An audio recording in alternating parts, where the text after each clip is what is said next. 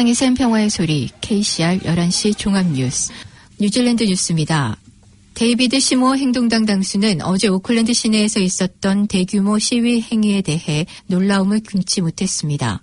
시모어 당수는 어제 자신의 SNS를 통해 미국에서 있었던 백인 경찰에 의한 흑인 사망에 대한 시위에 대해서도 표현의 자유는 인정하지만 코로나 사태로 인해 어려움을 겪고 있는 비즈니스들 앞에서 이번 시위는 합당한 행동은 아니라고 지적했습니다.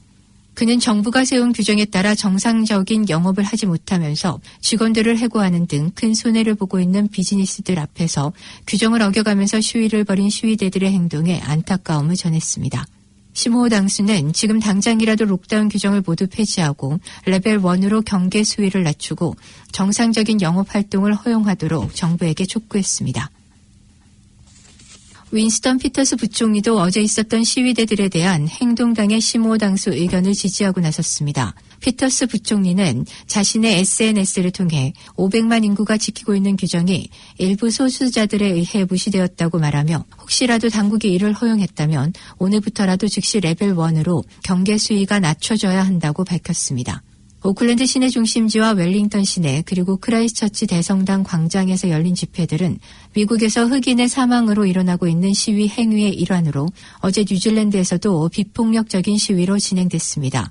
어제 오후 3시 30분 크라이스처치에서는 400명의 시민들이 참석했으며 오후 3시 45분 아우테어 광장에서는 2,000명의 시민들이, 웰링턴에서는 400여 명의 시민들이 모였습니다. 웰링턴의 교육기관들은 이민부와 보건당국과 함께 전세기 동원까지 구성하면서 다음 달 웰링턴으로 외국 유학생들이 돌아올 수 있도록 안전대책을 강구 중인 것으로 알려졌습니다. 웰링턴 엔젯의 데이비드 퍽스 대표는 해외로부터 입국하는 유학생들을 위해 입국 규제를 완화하고 교육 관련 분야들의 재활을 허용해야 한다고 말했습니다.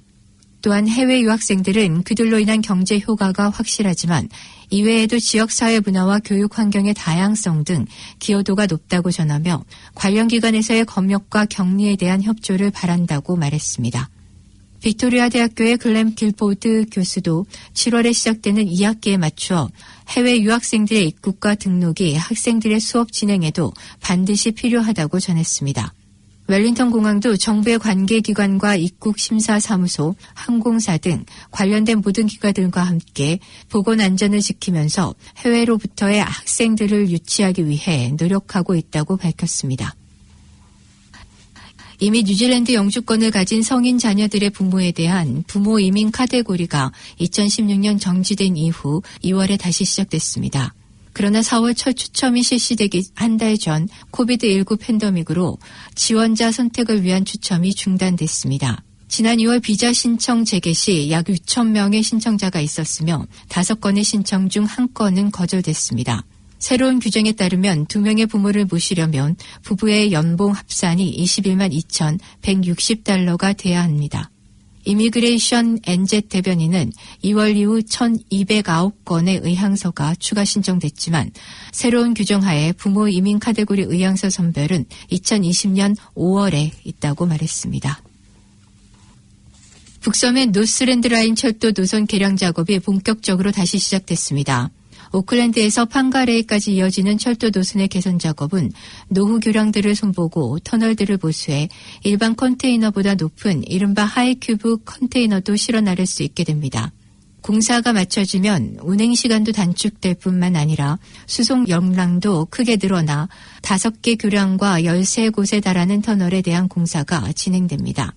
키위레일 관계자는 지난 록다운 기간에도 디자인과 설계 작업은 계속 이루어졌으며 이번 작업 중에는 한때 철도 통행이 중단되는 등 다소 불편이 초래될 것이라고 양해를 구했습니다.